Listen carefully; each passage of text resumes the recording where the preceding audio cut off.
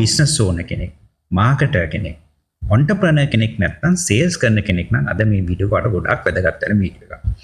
ඔයා කවදාද හිතලා තියනවද ඇයි සමහර බ්‍රෑන්ඩ්ස් අපේ අවධානය ශනිකව ගන්න කියලා? ඒ වගේම ඇයි අපි සැලැස්මක් නැතුව ඒ බ්‍රෑන්ඩ් එකේ ප්‍රොඩක්ට්ම මිලදී ගන්න උත්සාහ කරන්නේ? මේකට උත්තරේ මාකටිං වල ඉතාම ප්‍රසිද්ධ ෆ්‍රේම්වර්ක් එකක් තියෙනවා, අයඩා මොඩල් කියන. අද අපි අයඩා මොඩල් එක සරලව තේරුම් ගන්න තමයි මේ වීඩියෝ එකේදී උත්සාහ කරන්නේ. ඒ වගේම ශ්‍රී ලංකාවේ ජනප්‍රිය ඇඳුම් සන්නාමයක් වෙන කානේජ් උදාහරණයට අරගෙන මේ මොඩල් එක සැබෑ ජීවිතේදී කොහොමද පාවිච්චි වෙන්නේ කියන එක දැනුවත් වෙන්න තමයි යන්නේ. ඉතින් දන්න සිංහලෙන් business powered by business syndicate group එක වැඳී ඉන්න මේ වීඩියෝ එකෙන් තවත් මේ ගැන දැනගන්න. දැන් අපි බලමු අයඩා මොඩල් එක කියන්නේ මොකක්ද කියලා. අයඩා කියන්නේ කස්ටමර් කෙනෙක් ප්‍රොඩක්ට් එකක් මිලදී ගන්න කලින් ගමන් කරන මානසික ගමන විස්තර කරන මාකටිං ෆ්‍රේම්වර්ක් එක. ඒක සයිකොලොජිකල් ෆ්‍රේම්වර්ක් එක. ඒකේ පියවර 4ක් තියෙනවා. එකක් තමයි A attention. කස්ටමර්ගේ අවධානය ලබා ගැනීම. I interest. ප්‍රොඩක්ට් එක ගැන උනන්දුවක් ඇති කිරීම. D desire. මටත් මේක ඕනේ කියන හැඟීම ඇති කිරීම. A action.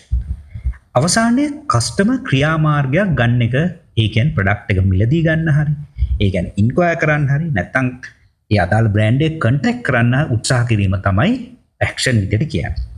මේ මොඩල් එක තේරුම් ගන්න ලේසිම විදිය තමයි සැබෑ බ්‍රෑන්ඩ් එකක් එක්ක බලන එක. ඉතින් අපි කානේජ් උදාහරණයට ගමුකෝ. හිතන්න ඔයා කානේජ් Instagram එක ස්ක්‍රෝල් කර. එකපාරටම කානේජ් එක අලුත් කලෙක්ෂන් එකේ වීඩියෝ එකක් ඔයාට පේනවා. ඔයා ස්ක්‍රෝල් කරන එක නවත්තන්න. ඒ තමයි attention. ඒ වීඩියෝ එක බලලා ඩිසයින්ස්, quality සහ කමෙන්ට්ස් බලන්න පටන් ගන්නවා. ඒ තමයි ඔයාට ඇතිවෙච්ච ඉන්ට්‍රස්ට් එක. ඊට පස්සේ ඔයා හිතනවා මටත් මේ ටී-ෂර්ට් එක ගන්න ඕනේ. ඒක තමයි ඔයාට ඇතිවෙන ඩිසයර් එක.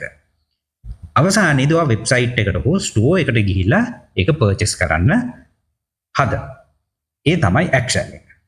දැන් අපි මේක පියවරින් පියවර ගැඹුරෙන් බලලා ඉගෙන ගමු.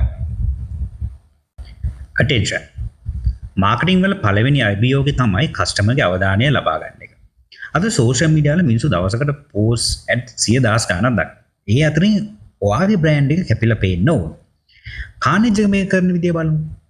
ඒගොල්ලෝ high quality photography, cinematic reels, professional models, stylish designs පාවිච්චි කරලා තමයි මේ attention එක ගන්න උත්සාහ කරන්නේ. ඒ නිසා ෆීඩ් එක ස්ක්‍රෝල් කරන කෙනෙක්ට ඉක්මනටම ඇහැ නවතිනවා. නමුත් මෙතන තවම සේල් එකක් වෙලා නැහැ. බ්‍රෑන්ඩ් එක කස්ටමර්ගේ අවධානය දිනාගත්ත විතරයි. අවධානය.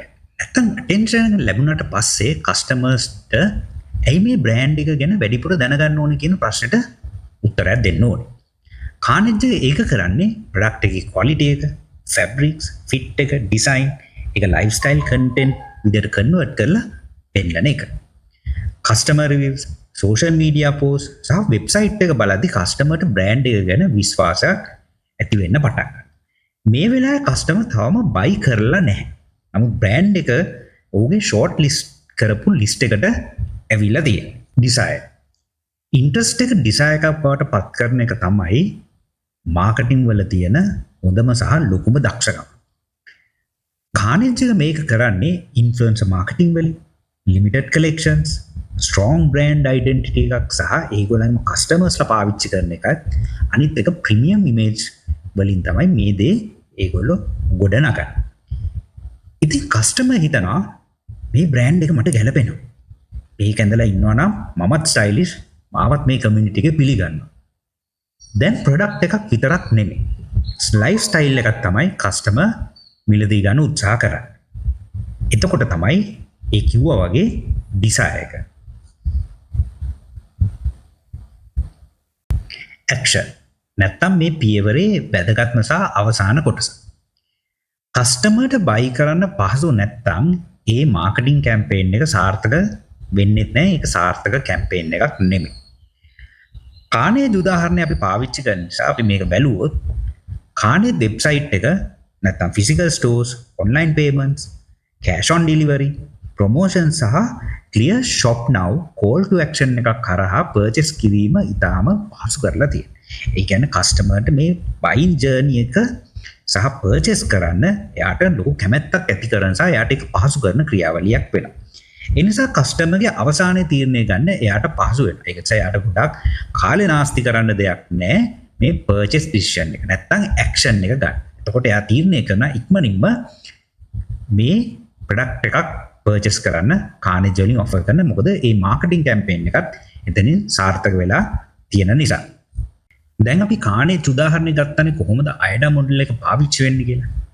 ඉතින් අපි දැන් බලමු ඔයාගේ බිස්නස් එකට මේක ඇප්ලයි කරන්නේ කොහොමද කියලා. මොකද මේක ඉතාම වැදගත් ෆ්‍රේම්වර්ක් එකක් නිසා. මේ මොඩල් එක ක්ලෝතින් බ්‍රෑන්ඩ්ස් වලට විතරක් නෙමෙයි. රෙස්ටොරන්ට් එකක් නම් අසවත් ෆුඩ් ෆොටෝස් වලින් ඇටෙන්ෂන් ගන්න පුළුවන්. රිවිව්ස් සහ ක්වොලිටි වලින් ඉන්ට්‍රස්ට් එක හදන්න පුළුවන්. ඔෆර් සහ එක්ස්පීරියන්ස් එකෙන් ඩිසයර් එක හදන්න පුළුවන්. ඕඩර් නව් වලින් ඉතාම වැදගත් වෙන දේ ඇක්ෂන් එකට යොමු කරන්න පුළුවන්. වා රියල් එස්ටේට් කරන කෙනෙක් නම් තාම ලස්සන ප්‍රොපර්ටි ෆොටෝස් වලින් අටෙන්ෂන් එක ගන්න පුළුවන්. ලොකේෂන් එක සහ ෆැසිලිටිස් වලින් කස්ටමර් ඉන්ට්‍රස්ට් එක හදන්න පුළුවන්. ඒ නිසා නිවසේ ජීවිතේ මොන වගේද කියලා පෙන්නලා ඒ ඩිසයර් එක හදන්න පුළුවන්. සයිට් විසිට් එකක් බුක් කරලා ඇක්ෂන් එකට ඒ කස්ටමර් යොමු කරන්න පුළුවන්. අපි මෙහෙම හිතමුකෝ. වා කන්සල්ටන්සි බිස්නස් එකක් කරනවා නම් ක්ලයන්ට්ගේ ප්‍රොබ්ලම් එක ගැන කතා කරලා අටෙන්ෂන් එක ගන්න පුළුවන්. ඔයාගේ සොලියුෂන් එක පැහැදිලි කරලා ඉන්ට්‍රස්ට් එක හදන්න පුළුවන්. සක්සස් ස්ටෝරීස් වලින් ඩිසයර් එක හදලා අවසානයේදී ෆ්‍රී කන්සල්ටේෂන් එකක් බුක් කරන්න කියලා ඇක්ෂන් එකකට යොමු කරන්න පුළුවන්. අපි කානේජ් උදාහරණෙත් අරගෙන අයඩා මොඩල් එක කියන්නේ මොකක්ද කියන එක ගැන හොඳින් දැනුවත් වුණා. අයඩා මොඩල් එක කියන්නේ මාකටිං තියරි එකක් විතරක්ම නෙමෙයි. ඒක කස්ටමර් කෙනෙක්ගේ හිතේ ඇති වෙන ස්වාභාවික ගමන් ක්‍රියාවලිය.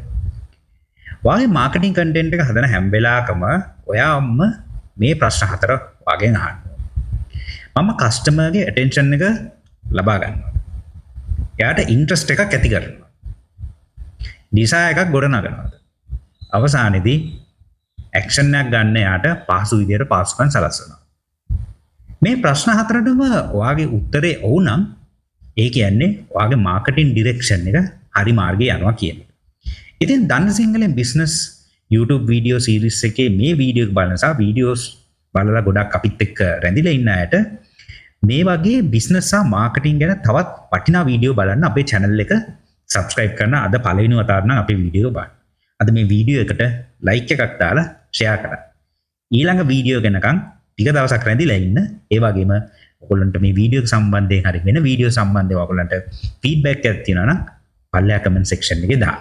ඉතින් ඔයගොල්ලන්ට සුබ දවසක්.